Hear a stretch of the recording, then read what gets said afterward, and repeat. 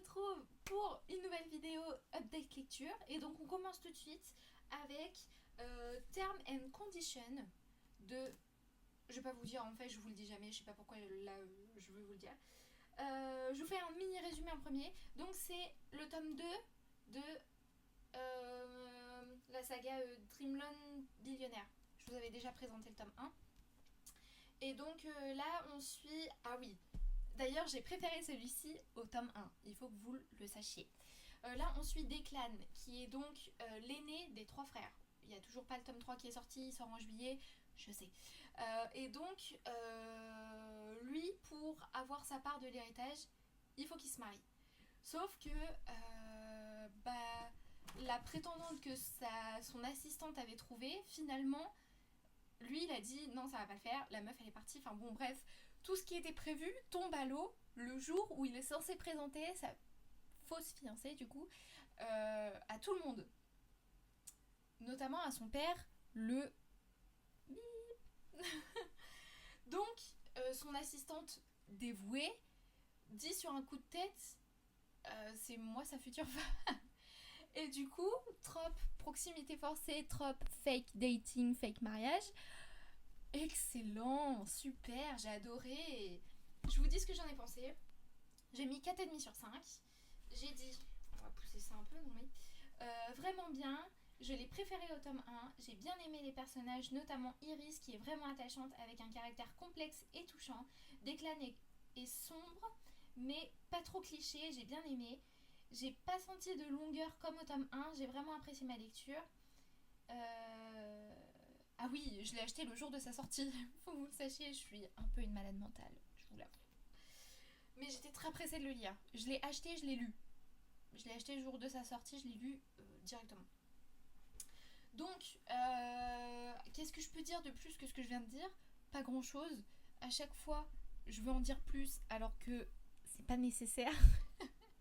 Mais effectivement, Iris est vraiment super. Une vie pas facile et en même temps quelqu'un qui, si elle existait pour de vrai, serait vraiment exceptionnelle. J'ai adoré. Elle était vraiment hyper attachante et hyper inspirante. Qui montre qu'on peut chaque jour devenir meilleur malgré les obstacles, malgré certaines choses qui peuvent être difficiles. On peut ne pas devenir aigri et méchant de la vie. On peut être bienveillant, aimant, enfin être quelqu'un d'exceptionnel. Donc je vous le recommande celui-ci parce que j'ai vraiment bien aimé. Ensuite on continue avant que je baragouine pendant 20 ans. J'ai lu Psyché et Eros. Très très bon aussi, ça j'ai adoré. Attendez, déjà trop beau. Trop beau, trop beau, trop beau. Un peu abîmé parce que forcément Pau a fait tomber de ma bibliothèque. Hein. C'est vraiment une assassineuse. Sans le jaspage. Trop trop beau. Trop trop beau. Trop magnifique.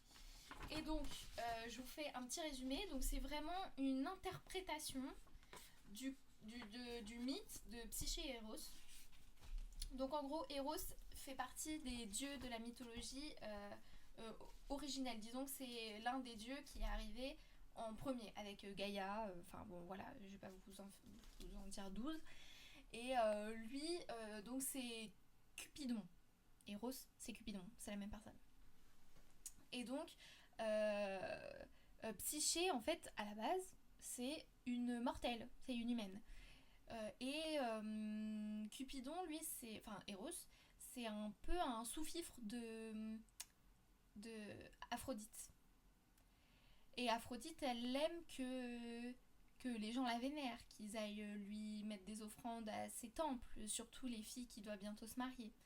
Sauf que Psyché, elle le fait pas. Elle, son truc, c'est le tir à l'arc, courir dans la forêt et avoir une légende derrière elle quand elle sera morte et que les gens se souviennent d'elle comme on se souvient d'Hercule, comme on se souvient d'Hector, comme on se souvient de Paris, comme on se souvient de tous ces gens-là, Achille, etc., etc. Bref.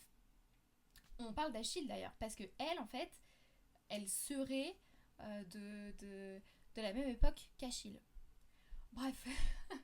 Et donc donc Aphrodite, elle dit à Eros, je veux que tu ailles voir Psyché, l'humaine, et tu lui tires une flèche empoisonnée, où en fait le premier homme qu'elle verra, elle sera éperdument amoureuse de lui, sauf qu'elle sera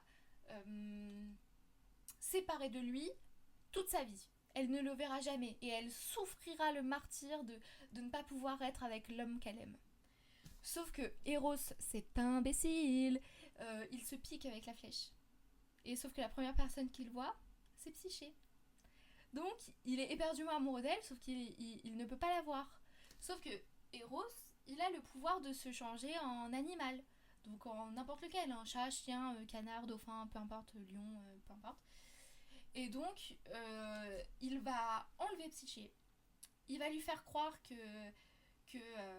ils se sont mariés et que ils doivent vivre ensemble maintenant.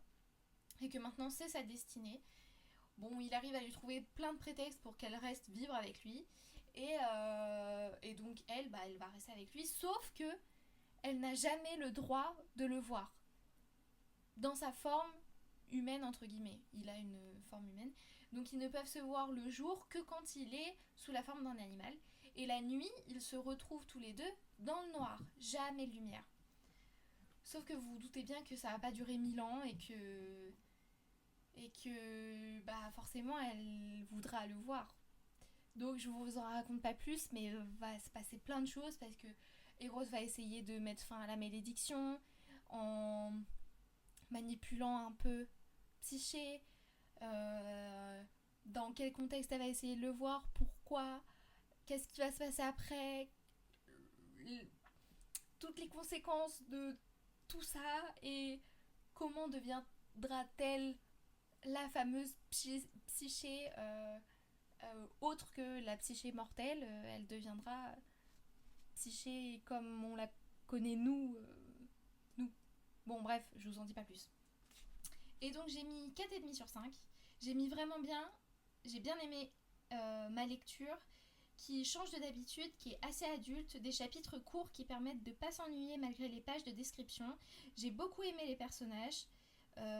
Eros est attachant et avec le temps Psyché s'adoucit, ce qui à mon sens la rend plus attachante. Une chouette histoire tirée d'une légende, bonne lecture. Ah oui, il faut savoir que c'est une reprise de lecture. J'avais commencé à lire l'été 2023 et je l'ai fini du coup là en mars 2024. Parce que je ne sais pas pourquoi, j'ai arrêté de le lire au milieu et j'ai pas voulu continuer, je sais pas pourquoi. Mais j'ai la chance d'avoir une bonne mémoire et donc je me souvenais exactement de ce que j'avais lu. J'avais pas besoin de reprendre jusqu'au début. Donc en tout cas, je vous le recommande parce que c'est vraiment bien et ça change, mine de rien. Parce que un peu, alors pas dans le même style, mais c'est un peu comme le chant d'Achille, vous voyez, c'est la romance est vraiment au second plan, vous voyez. Mais super, vraiment super, j'ai vraiment beaucoup aimé. Ensuite, on va passer à mes lectures de mai, si je dis pas de bêtises. C'est ça. Donc dedans, j'ai pas mis Love Theoretically parce que j'en ai fait une vidéo avec les deux autres pour faire la trilogie. Donc j'en parlerai pas là. Donc là, je vais parler que de 3 livres, dont un DNF. Vous allez être choc barre. Et on est en juin là. Oui, donc je vais pas vous parler de celui que j'ai bientôt fini. Mais j'en ferai une vidéo dédiée parce que sachez que je viens de lire un thriller. Un polar thriller, c'est un mix des deux. Exceptionnel. Exceptionnel. Je vous en parle pas plus, mais j'en ferai une vidéo dédiée parce que... punaise. Bon, donc on va commencer par Mens-moi jusqu'au bout du monde. Une lecture qui finalement partait pas très bien et qui finalement s'est pas si mal passé que ça. Je vous fais un petit topo. En gros, c'est une minette, elle a une sœur jumelle qui est elle en Thaïlande. Elles viennent toutes les deux de Thaïlande, mais elle est partie loin de sa famille aux États-Unis parce que sa famille est mauvaise pour elle et qu'elle ne voulait pas de cette pauvreté pour elle. Donc elle est partie. Et sauf que sa sœur jumelle doit se marier, sauf qu'elle s'est fait coffrer, elle est en prison. Et donc on lui demande de rentrer en Thaïlande et de faire croire à ce fameux fiancé qu'elle est la bonne, quoi, et qu'au moment du mariage, hop, elles échangent leur rôle. Parce que ce fameux fiancé, en fait, c'est un pharaon. C'est un homme qui veut se marier, mais via un site dédié, en fait. Ce sont des hommes, de façon générale, riches, qui ne trouvent pas l'amour dans leur pays, et qui donc décident de se marier avec des filles souvent de pays de l'Est, de pays pauvres, donc là en l'occurrence la Thaïlande, et, pour avoir une épouse. Et donc cette fille-là se voit avoir de l'argent et un visa pour le pays dans lequel l'homme vient de façon générale. Bref, sauf que le garçon en question n'est pas ce qu'il dit être. Et en plus, ils vont s'attacher l'un à l'autre, sauf que elle est pas censée se marier pour de vrai avec lui. Lui, non plus, je vous en dis pas plus. Pardon. Mais en gros, c'est un gros micmac.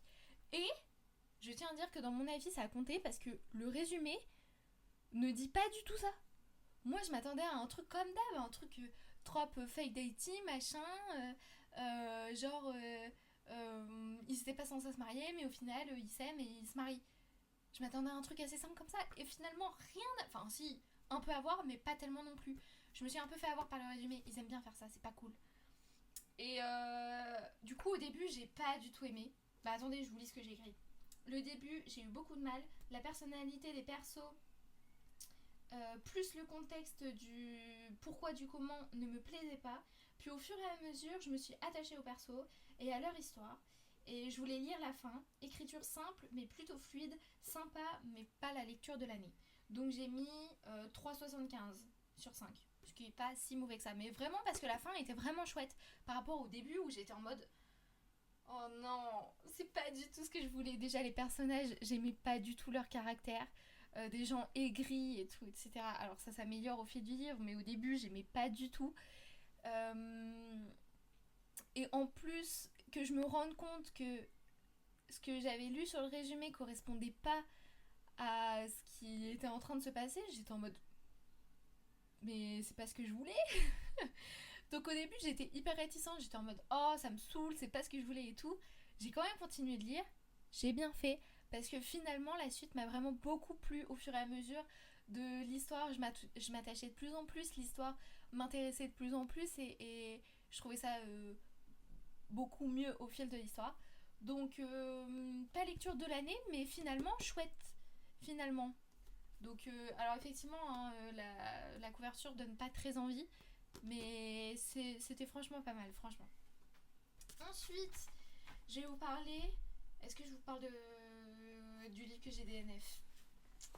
Je vais vous parler du livre que j'ai DNF. C'est B comme Book Boyfriend. Alors déjà, j'ai été influencée par le BookTok. Et aussi parce que je le trouve trop beau, ce livre. Je le trouve trop beau. Je le trouve très jeune et tout. Mais en fait, j'avais oublié que j'étais vieille dans ma tête. Je peux même pas vous faire un résumé parce que je l'ai pas lu du coup. Enfin, très peu. Donc, je vous dis ce que j'ai mis comme commentaire. J'ai mis écriture. L'écriture était horrible, mais. Ah non, en plus, je sais pas lire. J'ai dit l'écriture était pas horrible, mais beaucoup trop enfant pour moi. C'est vraiment du livre jeunesse, littéralement. C'est du livre jeunesse. J'ai lu une 40aine de pages, pas possible d'aller plus loin. En fait, c'était vraiment trop enfant.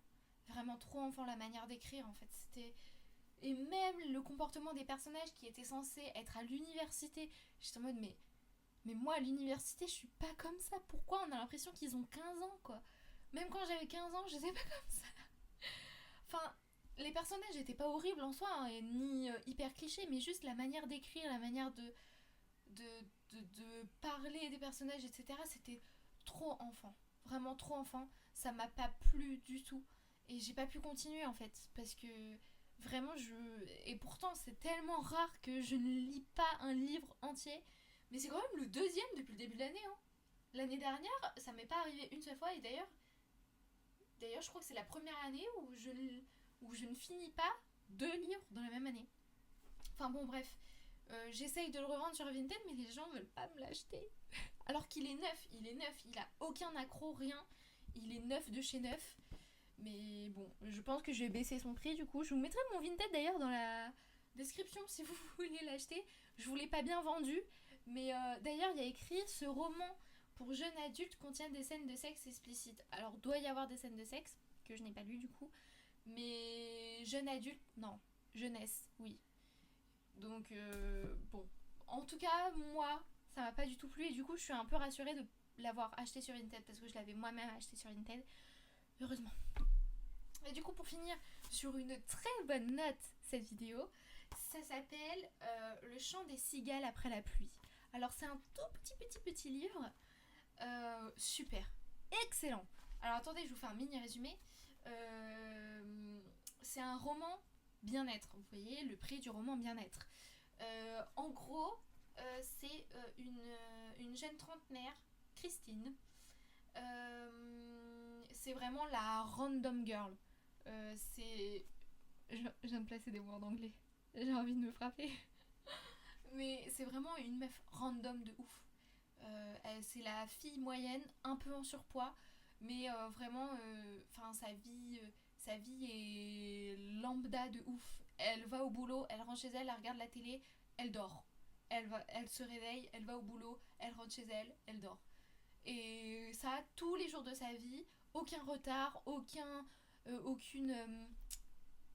comment on appelle quand l'avion il a des perturbations? Aucune turbulence, voilà, aucune turbulence dans sa vie, enfin, il se passe rien du tout. Sauf qu'un soir, un peu en déprime quand même, du fait qu'elle ait jamais eu de relation, et elle tombe sur un post de Pipelette, c'est un magazine qui propose aux gens de rencontrer l'âme sœur selon des critères, etc., etc. Et elle gagne. À sa plus grande surprise, elle gagne. Sauf que elle voulait pas du tout. En fait, elle a écrit ce mail, enfin, elle a répondu à ce mail sous un peu la déprime, mais elle veut plus du tout. Elle veut plus du tout. Elle veut plus en entendre parler. Sauf que, en fait, il la harcèle de ouf. Il la harcèle complètement. Et ne croyez pas que c'est une romance, parce qu'en fait, il n'y a pas vraiment de romance là-dedans. C'est vraiment un bouquin bien-être. C'est vraiment une découverte d'elle-même, une découverte de nous aussi, mine de rien, parce que ça nous fait nous remettre en question aussi. Donc je vous lis ce que j'ai écrit. J'ai écrit absolument adorable, livre bien-être sur l'apprentissage de la confiance en soi sans mettre de côté les doutes. Je me suis beaucoup identifiée à Christine, un personnage très fort avec une merveilleuse évolution. C'était très frais, avec une écriture simple mais belle, j'ai adoré. J'ai trouvé ça génial. Tous les personnages sont absolument géniaux. Le clutch de fin, je m'y attendais pas du tout. Et j'ai trouvé ça vraiment génial. Enfin, tout était super et on voit une évolution de ce personnage où on se dit, elle le mérite trop en plus. Et j'ai trouvé ça vraiment tellement bien. Et ça aborde un sujet un peu sensible qui est le harcèlement. Donc, que je trouve vraiment super en fait. Enfin, je trouve pas que le harcèlement soit super, mais la manière dont c'est abordé, la manière dont on voit comment ça l'a touchée, comment ça a impacté sa vie, et comment aujourd'hui elle essaye de s'en remettre grâce aux gens qui l'entourent, qu'elle a rencontrés, etc. Enfin bref, génial. Il y a 123 pages, j'ai écrit. Lisez-le, mais lisez-le. Génial, génial, trop bien. Je ne peux pas dire de plus, c'est un coup de cœur génialissime, j'ai absolument adoré. Voilà, c'est fini pour aujourd'hui. Beaucoup blablaté, j'avoue, j'ai beaucoup blablaté. Mais ça faisait longtemps en même temps que j'avais pas blablaté. Donc, eh bien, écoutez, je vous fais plein de bisous. Et j'espère que ces petites vidéos vous auront plu de tous mes updates lecture. Sous peu, j'espère. Update lecture du coup du livre que je suis en train de lire en ce moment, L'Empathie, ça s'appelle, qui est un thriller polar génialissime, exceptionnel. Je vous ferai une vidéo dédiée du fait que, tout simplement, que c'est le premier polar thriller que je lis de A à Z. Et ça m'a fait péter mon crâne, faut que vous le sachiez. Bon, je vous fais plein d'énormes bisous. Bisous!